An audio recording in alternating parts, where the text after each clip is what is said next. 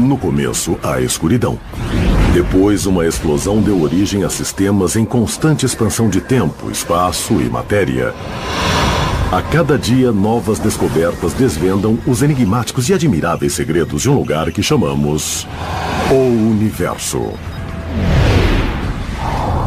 Entre as estrelas e galáxias na grande amplidão do espaço, a temperatura é de 270 graus abaixo de zero. O congelamento profundo do espaço transformaria o ar que respiramos em gelo sólido. Agora, lugares distantes e congelados revelam novos mistérios. A nebulosa de Boomerang é mais fria do que o espaço circundante. Há vida em mundos congelados? Por que o frio absoluto muda a física que conhecemos? Podemos pegar a luz e retardá-la à velocidade de uma bicicleta. Esta é uma viagem em busca das temperaturas mais baixas do universo. E o derradeiro congelamento profundo.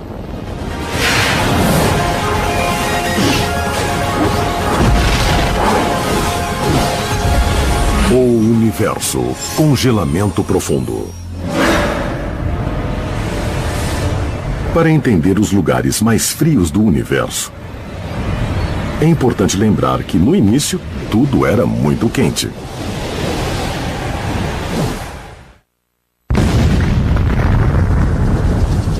O Big Bang é considerado o evento de mais alta temperatura.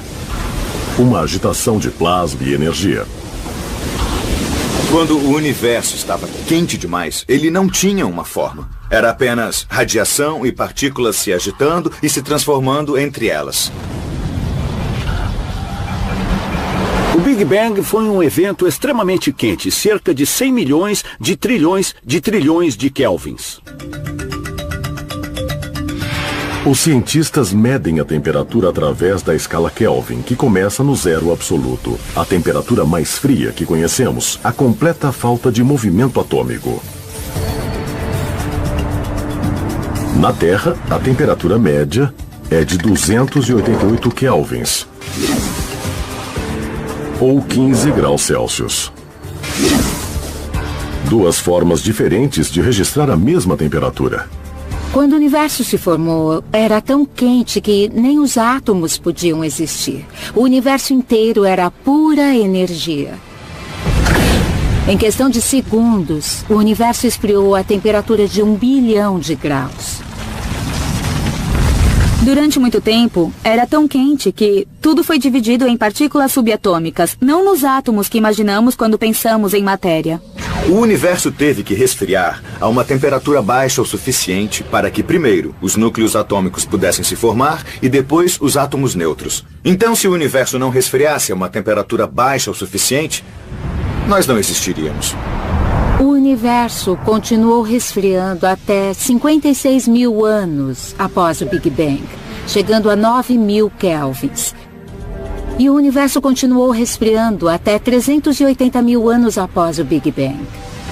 As temperaturas chegaram a cerca de 3.000 kelvins. Foi nesse ponto que a matéria e a energia finalmente se separaram. As temperaturas caíram a um nível que podemos compreender, mas devemos nos lembrar da relação entre calor e temperatura. O calor é uma medida de transferência de energia. E a temperatura é o movimento. Uma das formas mais fáceis de entender a temperatura é pensar na constante colisão de partículas. Se aumentamos a quantidade de gás numa sala, as partículas começam a se colidir, uma bate na outra. Como as pessoas em uma faixa de pedestres de uma rua de Tóquio na hora do rush. Quando as moléculas de gás colidem umas com as outras, a temperatura sobe.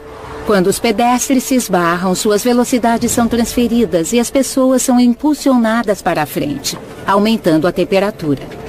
Mas se removermos algumas pessoas, as colisões se tornam menos frequentes, os nervos ficam menos desgastados e a temperatura cai.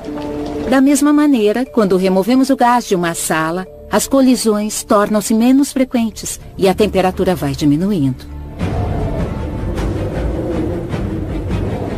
Enquanto a humanidade se espalhava por todas as terras que formavam nosso lar no universo, as áreas de extremo frio exerciam um fascínio especial. A temperatura mais baixa já registrada na Terra foi medida na Antártida, cerca de 87 graus abaixo de zero. O gelo seco, como o desta bebida, congela a cerca de 78 graus abaixo de zero. Então era possível encontrar gelo seco natural nas condições existentes na Antártida de tão frio. Após encontrar o lugar mais frio no planeta, agora vamos viajar para o ponto mais frio do nosso sistema solar. E, surpreendentemente, não precisamos ir muito longe. Na verdade, é um lugar onde os seres humanos já estiveram. Pelo que sabemos hoje, o lugar mais frio não é exatamente onde imaginamos. A sonda de reconhecimento lunar detectou uma temperatura de 238 graus negativos em uma região onde a luz do Sol não é muito frequente. O fundo de uma cratera da Lua terrestre. À medida que a Lua contorna a Terra, ela gira bem devagar. Na verdade, ela gira exatamente uma vez em torno do próprio eixo, enquanto contorna o planeta. Por isso, sempre vemos a mesma face da Lua. Mas durante esses movimentos, a luz solar nunca consegue chegar ao Polo Norte, nem ao Polo Sul. Assim, as crateras nessas duas regiões ficam em sombra constante, porque a luz do Sol simplesmente passa pela borda da cratera, sem nunca iluminar lá dentro. Depois que os cientistas descobriram um congelamento profundo em nossa própria Lua, eles perceberam que havia outro lugar que poderia ser igualmente frio, no planeta de fogo. A constatação de que crateras como as da Lua poderiam proteger o gelo da luz solar nos fez perceber que é possível encontrar gelo em crateras de qualquer lugar. Mercúrio é o planeta mais próximo do Sol. E seu lado ensolarado é incrivelmente quente, centenas de graus acima do zero absoluto. Mas há algumas partes de Mercúrio que estão sempre frias, e são alguns dos lugares mais frios do sistema solar. A inclinação de Mercúrio, ou a falta dela, mantém suas crateras polares em um congelamento profundo. A inclinação do planeta é chamada de obliquidade. A Terra está inclinada a cerca de 23 graus e meio. Então, nossos polos recebem luz solar cerca de 6 meses por ano. Em Mercúrio, a obliquidade é quase zero. Então, em algumas crateras nos polos, há pontos que estão sempre à sombra e nunca veem a luz do Sol. Embora o sistema solar seja mais frio à medida que nos afastamos do Sol, as condições geladas dos planetas e luas exteriores não descartam a possibilidade de vida. Nas extremidades do nosso sistema solar, há uma variedade de luas congeladas que orbitam planetas exteriores. Em torno de Júpiter, Saturno, Urano e Netuno, há pequenos mundos congelados. E o mais incrível é que talvez alguns deles possam ter condições de vida. Os cientistas têm provas contundentes para defender a ideia de que, na Lua de Júpiter, Europa, existe uma crosta de gelo recobrindo um oceano líquido. Um princípio onde há água líquida pode haver vida. Os cientistas gostariam de agir como os pescadores de gelo e ir até lá e cavar um buraco no gelo para ver que tipo de vida encontrariam. Porque pode ser que, no fundo dos oceanos de Europa, assim como no fundo dos oceanos terrestres, haja vulcões que abrigam não apenas bactérias, mas colônias inteiras de vida, algas, pepinos do mar. A vida como a conhecemos pode existir nos oceanos de Europa. Uma das luas de Saturno é um pouco mais ativa e chega a lançar neve para o espaço. A Lua de Saturno, Encelado, tem géiseres de gelo e, na tentativa de encontrar um mecanismo para esses géiseres, os cientistas não conseguiram encontrar um mecanismo que não envolva água líquida. O gelo dos géiseres de Encélado cobre as luas mais próximas, tornando-as mais reflexivas. Então, como os cientistas sabem que lugares congelados como Europa e Encélado foram geologicamente ativos? A resposta está em suas superfícies lisas. Quando a espaçonave Voyager enviou as primeiras imagens de Encelado à Lua de Saturno, havia vastas regiões sem crateras. Isso indica que as crateras tinham sido preenchidas. Isso quer dizer que é um objeto ativo, que alguma coisa acontece ali. O número de crateras na superfície planetária, quer seja na Lua, asteroide ou planeta, nos indica a idade dessa superfície. Na Lua de Júpiter, Calisto ou na nossa própria Lua, vemos diversas crateras que revelam uma superfície muito antiga. Como este gelo aqui, olha só. Este gelo é velho, tem cortes e tem neve. E, como vocês podem ver, é óbvio que não é tratado há algum tempo. Mas há uma solução para isso.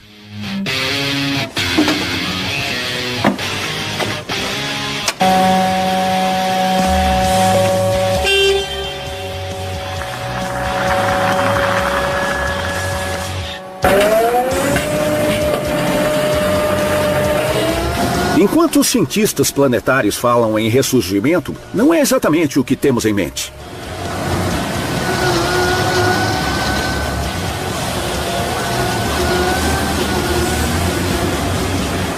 Bem aqui, percebemos que a máquina foi passada, que houve um evento de recapeamento. A máquina passou, limpando a neve e eliminando os sulcos. É exatamente o que vemos em algumas das luas de Saturno, como Encélado e Titã, onde o gelo fresco sem crateras nos indica que há uma superfície jovem.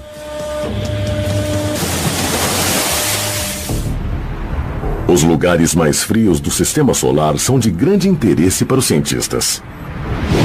Estudar os corpos exteriores do nosso Sistema Solar nos mostra do que o Sistema Solar era composto em seus estágios iniciais.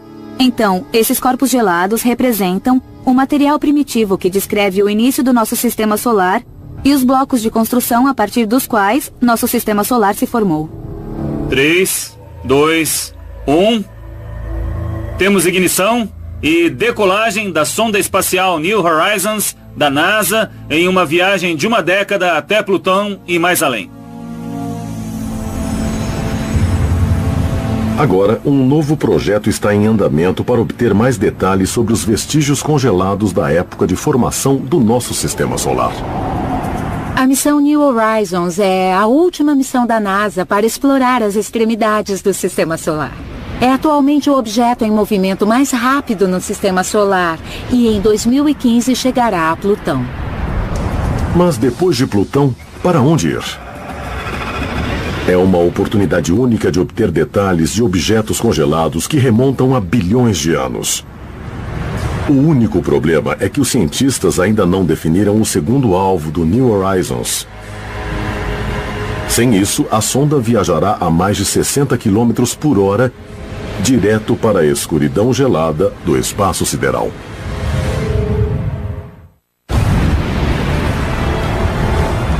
Para saber como o Sol e os planetas se formaram, a resposta pode estar no congelamento profundo do distante Sistema Solar. A missão New Horizons até Plutão deve fornecer informações importantes sobre o ex-planeta. Mas após chegar a Plutão, o que mais podemos aprender sobre os lugares mais frios do espaço sideral e sobre nossa origem? É aí que milhares de cientistas no mundo todo esperam fazer a diferença, encontrando uma agulha num palheiro congelado. Após visitar o ex-planeta Plutão, o destino da sonda New Horizons ainda não foi definido. E agora, cientistas no mundo todo, utilizando alguns dos maiores telescópios já desenvolvidos, como o Subaru e o CFHT, para analisar a região do espaço onde esperamos encontrar um objeto com uma órbita que o leve direto ao encontro da sonda New Horizons. O problema é que temos que encontrar esse objeto gelado no sistema solar exterior através de milhares de milhões de imagens. É uma oportunidade para o público em geral fazer parte da exploração na zona mais fria do sistema solar. É aí que precisamos da ajuda do público para nos ajudar a analisar essas imagens e tentar encontrar o pedaço de gelo que a sonda New Horizons vai visitar depois de ir até Plutão. Basta acessar um site e analisar as imagens para, quem sabe, mudar o curso da história. Isso é o mais incrível nesse projeto. Espera-se que esse objeto misterioso, seja ele qual for e quando for encontrado, seja frio. Muito frio.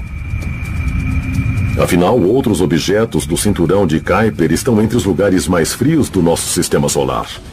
À medida que nos afastamos do Sol, a energia da estrela vai perdendo a capacidade de aquecer seres humanos, naves, qualquer coisa. Chega-se a temperaturas em torno de 40 kelvins. São temperaturas em que o nitrogênio se solidifica e o mesmo acontece com o dióxido de carbono. Então todas as coisas que estamos acostumados a pensar como gases no ar que nos rodeia se transformam no chão onde pisamos. E quando olhamos para Plutão e sua superfície, vemos um mundo completamente congelado que recebe tão pouca luz solar que coisas comuns para nós como rios ou um copo de água para beber não poderiam existir, pois até o ar que respiramos estaria congelado. Há outro mundo dominado pelo congelamento profundo. Um objeto transnetuniano que recebeu o nome de uma deusa do Ártico, Sedna. Alguns objetos no sistema solar exterior, como Sedna, têm órbitas muito excêntricas e passam a maior parte do tempo no congelador do sistema solar. Mas quando se aproximam do Sol por um curto período da sua órbita, talvez a cada 200 anos, eles desenvolvem uma atmosfera muito tênue. À medida que o planetóide se retrai, a atmosfera se transforma numa superfície novamente. Sedna tem aproximadamente o triplo da distância de Netuno até o Sol. E quando se aproxima ao máximo, tem 2,5 vezes a distância de Netuno. Em seu ponto mais afastado, tem cerca de 33 vezes a distância de Netuno e um período orbital de cerca de 11 mil anos. Então, a última vez que esteve tão perto assim do Sol foi em 9.000 anos antes de Cristo. Mas por que Sedna tem uma órbita tão estranha? Algumas pessoas inicialmente pensaram que Sedna tinha sido expelida para onde está após uma interação com Netuno. Mas como o ponto mais próximo que Sedna fica do Sol é 2,5 vezes a distância de Netuno, isso pode ser improvável. Em vez disso, é possível que uma estrela tenha passado e deslocado Sedna de seu ponto de formação, próximo a Netuno, e a tenha levado para onde está agora. Pode até ter sido uma das estrelas do aglomerado em que o Sol teria se formado. Sedna pode ser o primeiro objeto conhecido em um grupo enorme de outros corpos gelados que faz parte da nuvem de Oort que achamos que existe ali. Na Terra, quando falamos em gelo, normalmente pensamos na água em estado sólido. Mas o gelo em lugares congelados como Sedna não se refere necessariamente à água. Quando as pessoas pensam em gelo, imaginam aquilo que encontram no congelador. Mas quando os cientistas falam em gelo, abordam apenas uma transição química. Falam sobre como podemos pegar um gás, ou quem sabe um líquido, e diminuir a temperatura, sugar a energia, até que os átomos mudem seu comportamento e se transformem em algo sólido. No sistema solar exterior encontramos amônia, a solução de limpeza, congelada em forma de sólido. Encontramos metano, um gás natural, congelado em forma de sólido.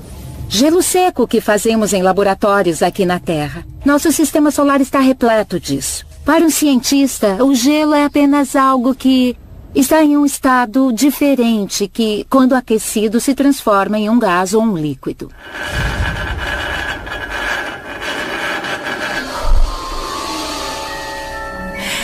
Um tipo de gelo como este dióxido de carbono congelado não passa do estado sólido para o líquido como a água. Ele vira gás direto. Esse tipo de gelo é exatamente o que faz parte da composição de Plutão, Eris e muitos outros mundos exteriores do sistema solar. Quando vemos um cometa, quando vemos sua cauda, o que estamos realmente vendo são os gases. Como os gases que saem desse gelo seco, eles são levados para a parte de trás do cometa pela radiação do Sol. Aqui na Terra é apenas uma brincadeira. Nesta sala, eu estou cercado por blocos de gelo formados por água. E esse tipo de gelo é bastante comum aqui na Terra. E em outros lugares do sistema solar, como a Lua de Júpiter, Europa. Mas existem alguns lugares que possuem diferentes tipos de gelo. A lua de Saturno, Titã, por exemplo, possui gelo de metano e etano em sua superfície. Então, o gelo de água não é o único tipo de gelo que existe. Para encontrar uma variedade de gelos em uma localização conveniente, basta achar um cometa. O interessante no estudo dos cometas é que encontramos o material que forma todo o nosso sistema solar, incluindo a Terra, bem ali, congelado, como no momento inicial da evolução do sistema solar. Muitos cientistas acreditam que os cometas são responsáveis pelos vastos oceanos terrestres. Durante eras, o impacto de cometas trouxe água líquida para a superfície da Terra. Se esse for o caso, esses cometas que transportam água são responsáveis por todos os seres vivos do planeta. Então, o que é mais frio? Um cometa ou um asteroide? É o que Travis de Cedar Rapids, Iowa, perguntou ao programa Pergunte ao Universo. Travis, os cometas são mais frios do que os asteroides durante a maior parte de sua jornada pelo espaço. Isso porque os cometas surgem no congelamento profundo do sistema solar. É muito frio lá. Os asteroides costumam estar mais perto do Sol, então são mais quentes do que os cometas. Pergunte ao Universo. Cometas congelados, asteroides congelados e os mundos que são inteiramente cobertos de gelo e neve. Aonde nos levará a busca pelos lugares mais frios no universo? E a vida poderá sobreviver sob a superfície gelada de um planeta que vaga entre as estrelas?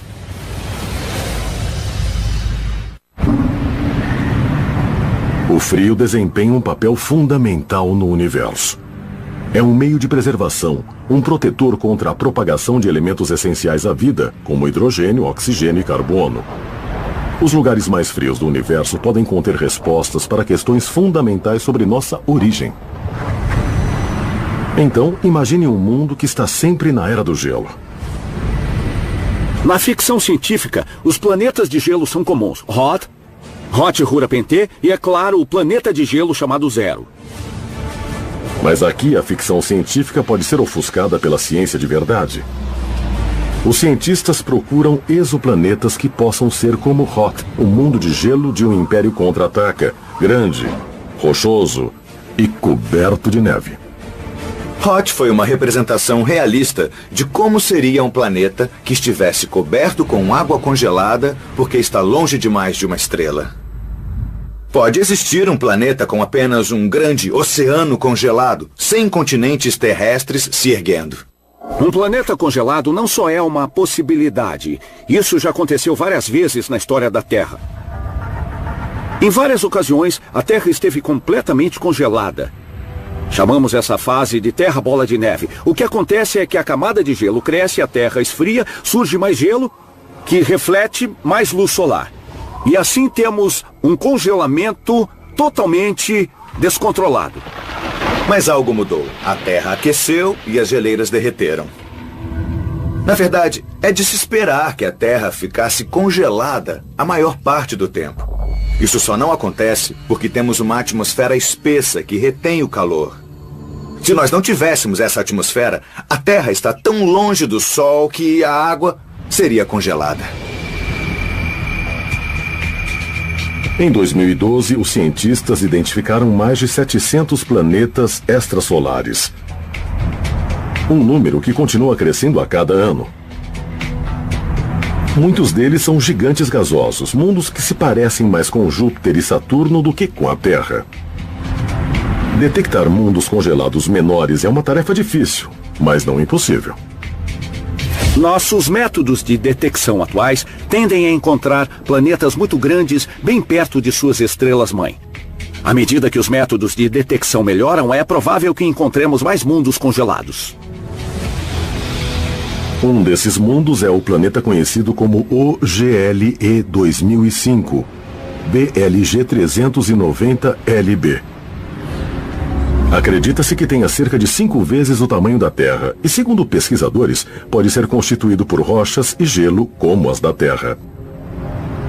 A distância desse exoplaneta até o seu Sol é aproximadamente a mesma, talvez um pouco mais da distância de Marte até o nosso Sol. Então, em nosso sistema solar, ficaria entre Marte e Júpiter. Esse exoplaneta é interessante porque tem cerca de 5 vezes a massa terrestre. Então, por isso, é considerado uma superterra, um dos exoplanetas com a menor massa já encontrado. Mas sua temperatura pode ser de apenas 220 graus negativos. Portanto, seria um planeta grande parecido com a Terra, mas gelado.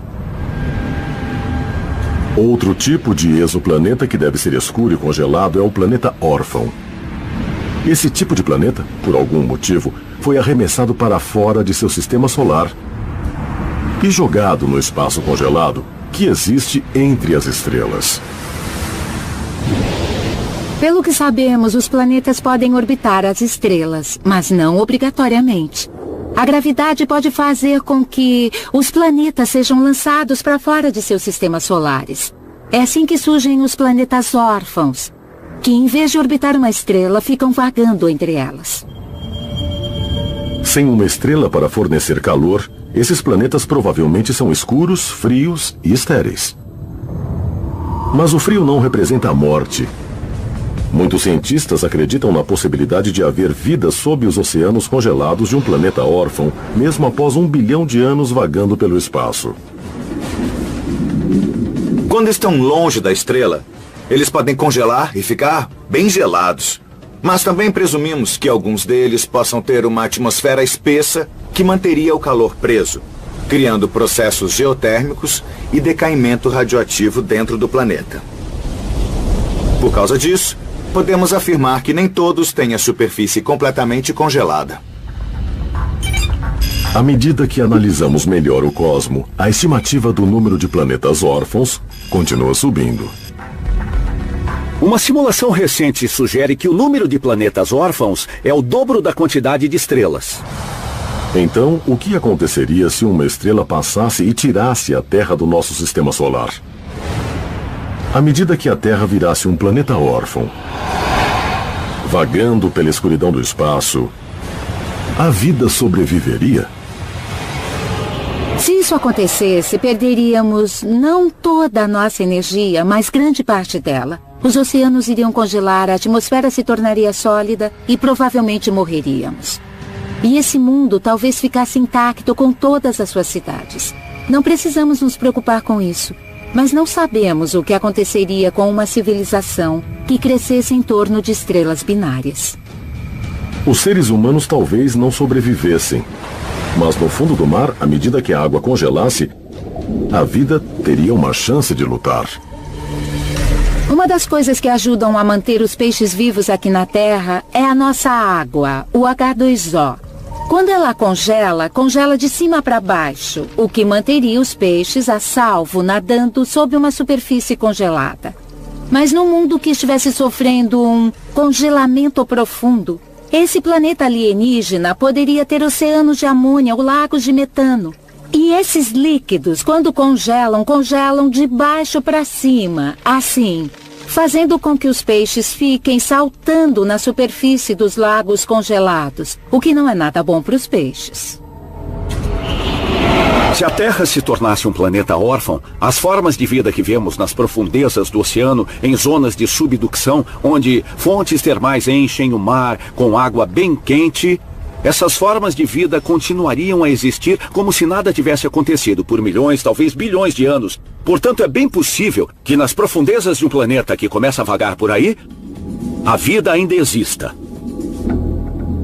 A vida poderia existir em um planeta órfão, mas não para sempre. Afinal, o espaço é muito, muito frio e a Terra, felizmente, continua a ser mais quente. Nós estamos perto do Sol.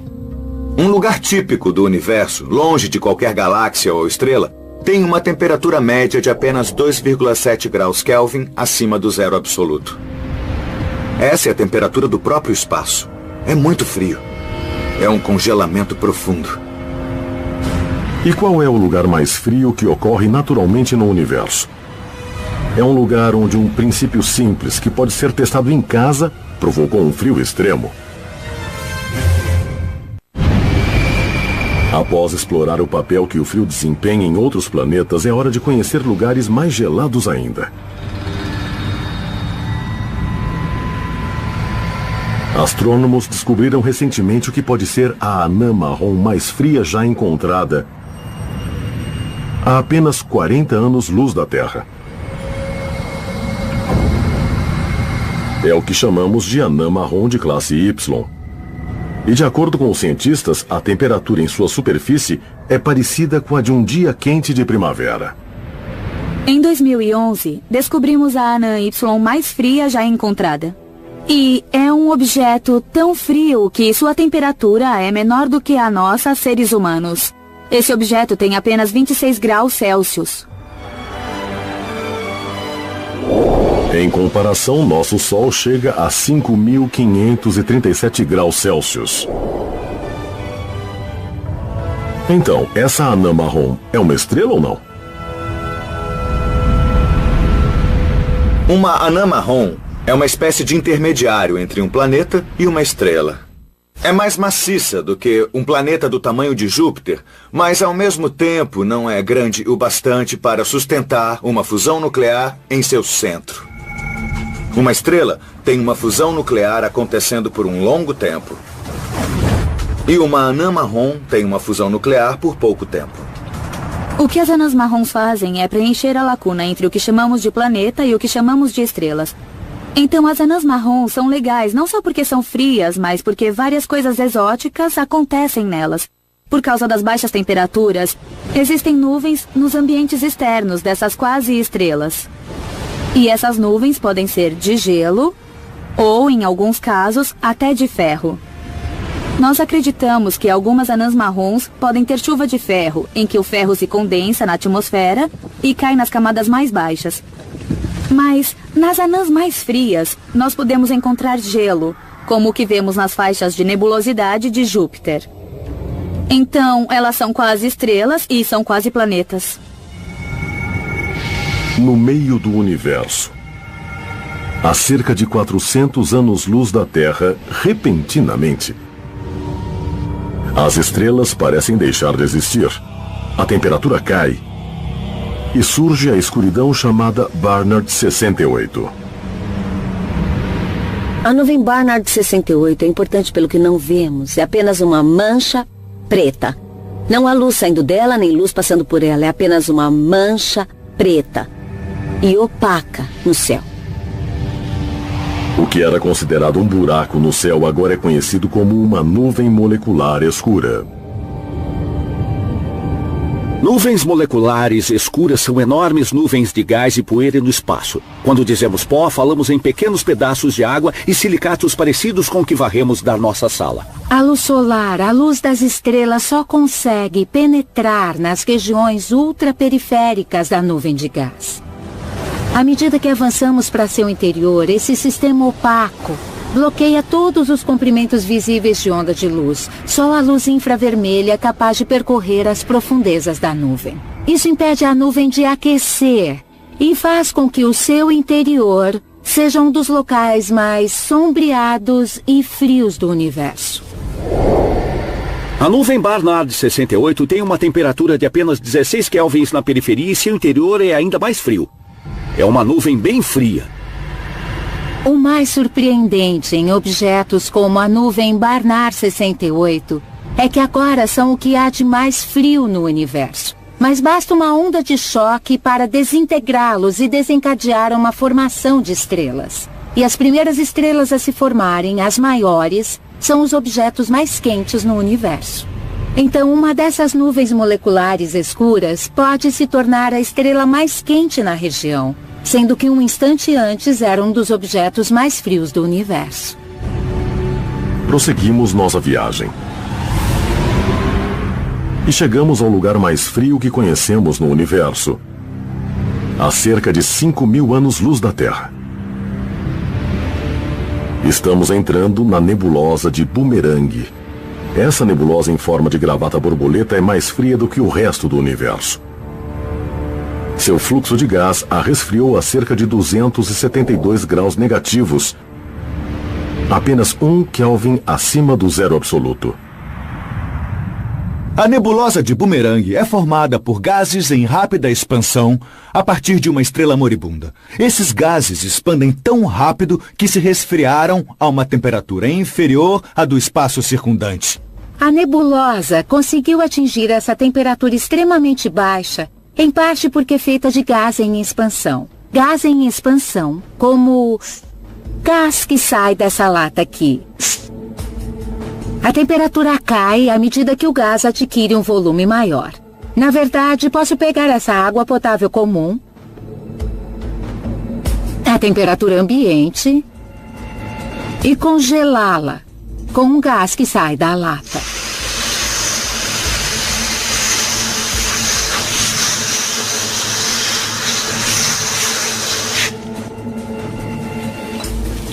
Não vou afirmar que Boomerang tem gelo, mas podemos ver que, com um pouco de gás em expansão, é possível criar pedaços de gelo. Através da tecnologia moderna, é possível criar temperaturas ainda mais baixas em laboratório. Então, o lugar mais frio do universo pode estar bem aqui, no planeta Terra. Em experimentos de laboratório, podemos chegar a temperaturas muito baixas. Na verdade, a temperatura mais baixa já alcançada é algo em torno de 0,5 nanokelvin, ou seja, 1 bilionésimo de Kelvin. É muito frio. À medida que a temperatura nesses experimentos se aproxima do zero absoluto, coisas estranhas começam a acontecer com a matéria. Os átomos reagem ao congelamento, criando uma estranha forma de matéria. É quando os átomos atingem praticamente o mesmo estado. Isto é, se comportam de forma semelhante ou até de forma igual. São substâncias muito estranhas. Substâncias superfrias que podem até deter a luz. O mais interessante é que conseguimos realmente deter um feixe de luz. Eu sei que parece loucura, mas podemos pegar um feixe de luz e retardá-lo. Depois, nós podemos brincar com ele, fazer o que quisermos e liberá-lo novamente. O que nós podemos fazer com isso é detê-lo, transformá-lo em um sinal elétrico, então relançá-lo e transformá-lo de volta em luz. Isso é muito interessante porque tem várias aplicações práticas em eletrônica. Apenas para a transmissão de dados. É apenas mais um exemplo de como um congelamento profundo pode transformar as propriedades fundamentais do universo. Por esse motivo, muitos cientistas acreditam que o universo se encontra em uma transformação fundamental. O estado permanente de congelamento profundo, do qual não há retorno. O universo está condenado. É nisso que acreditam diversos físicos que estudam as possibilidades para a etapa final de toda a existência. O calor e a energia que estavam presentes no início dos tempos estão lentamente se extinguindo. A história do universo começou com a injeção de uma enorme quantidade de energia durante o Big Bang. Energia que vem se dissipando enquanto o universo se expande. O universo surgiu com o Big Bang e continua a se expandir. Portanto, certamente sofrerá com a escassez de energia. E para isso não há solução. De certa forma, o universo está diminuindo lentamente. Como quando você termina de dar corda em um brinquedo e o deixa funcionando por um tempo. Uma hora toda a energia é consumida e não há mais nada armazenado. Então é preciso dar corda novamente para que ele faça algo interessante. Esses brinquedos têm uma energia inicial e, enquanto estão em funcionamento, nós vemos a energia ser consumida e se dissipar. Uma hora, esses brinquedos vão parar, vão chegar ao estado de menor energia e não haverá mais produção de energia para eles. Quando todas as estrelas morrerem, quando toda a energia tiver se dissipado uniformemente pelo universo, nada de interessante vai acontecer, porque, como no brinquedo, não há mais corda. O universo não terá mais corda para funcionar. Mas o universo está ficando maior. Está em expansão. E não há novas fontes de energia ou calor surgindo nesse sistema. Se o universo não se desintegrar primeiro, ele vai se transformar num congelador. Frio, escuro e deprimente. Sóis vão se extinguir. Planetas vão ser destruídos. Galáxias vão colidir, entrar em colapso, explodir e então se desintegrar. Conchas congeladas de sua antiga existência. Ao longo de centenas de bilhões de anos, toda a energia do universo terá sido consumida. E o universo, sempre em expansão, ficará perdido no vazio, enquanto o estágio final se aproxima. Uma hora ele vai se expandir a ponto de não haver mais calor no universo. Isso significa que não haverá mais reações químicas nem biológicas. Só vai sobrar... O estado final do universo vai parecer um monte de nada. Nada para ver, nem buracos negros, nem anãs brancas, nem estrelas de nêutrons, nem mesmo os prótons. Apenas o nada. Será um universo muito frio e escuro. Pode-se dizer que será o derradeiro congelamento profundo. Mas precisa ser assim? Existe algo que possa impedir o universo de acabar como um vazio congelado e escuro? Para evitar a derradeira morte do universo, a gravidade ou alguma força atrativa como a gravidade terá que reunir tudo aquilo que forma o universo.